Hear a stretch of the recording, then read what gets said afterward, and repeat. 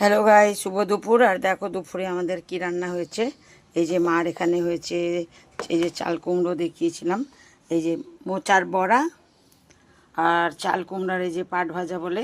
কেননা আমি ওদিকে চাল কুমড়ো আজকে প্রথম আমাদের বাড়ি চাল কুমড়ো এসছে, ওই জন্য আমি আমার জন্য ওদিকে বানালাম মাছ দিয়ে। তো ভাবলাম কি মাকেও একটু করে দিই, তো এই জন্য করে দিলাম। এই দেখো পাট ভাজা, যদিও কচিটার করে তো এটারই করে দিয়েছি। আর এই যে দেখো মোচার তরকারি।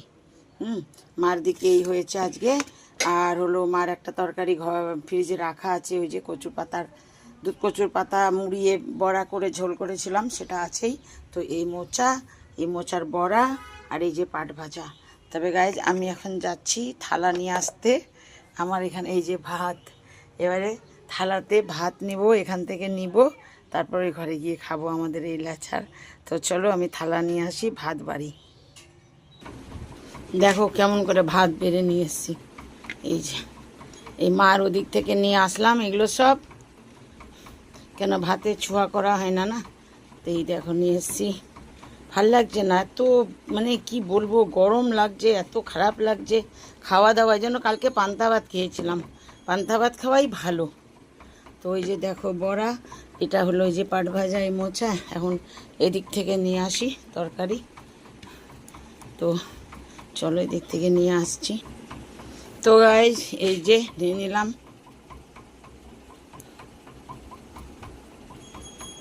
কিন্তু কি করব, রহন ছিল তো একটু এগিয়ে টেগিয়ে দিত, আমি বসতাম। আমি তো বেশি পা নিয়ে উঠাচলা করতে পারি না, না অনেক কষ্ট হয় অনেক। তো এই যে আমি করেছি এই যে চাল কুমড়ো দিয়ে এই যে মাছের ঝোল, একটাই নিলাম, অত খাওয়া যাবে না। আমি তো মাছ ফাছ অতটা পছন্দ করি না, এখন কি করব, খাই।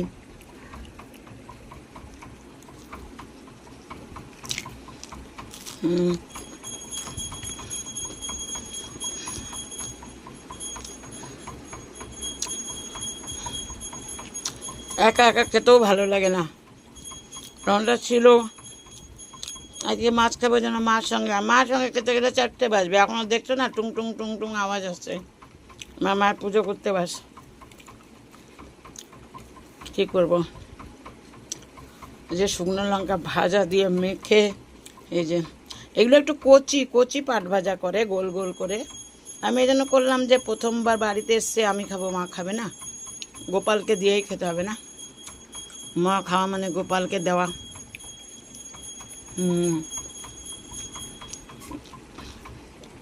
দারুণ দারুণ, তার সঙ্গে একটু বড়া।